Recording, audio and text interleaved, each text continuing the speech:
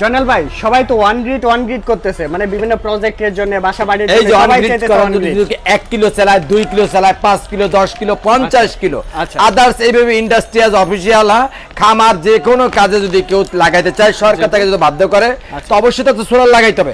সেই ক্ষেত্রে আমরা এইগুলো সোলার গুলো আমরা দিয়ে থাকি, আমাদের নিজস্ব টেকনিশিয়ান আছে এবং আপনার দোরগোড়া সেখানে লাগাই দিয়ে আসবে, কোনো সমস্যা নাই ইনশাআল্লাহ। ঠিক আছে। এটা 1 কিলোর জন্য 1 কিলো ইনভার্টার 8000 টাকা, 8500 টাকা দাম। ঠিক আছে, এরপর এগুলা তারপরে এগুলো হলো grid inverter, on grid, off grid দুটোই আছে।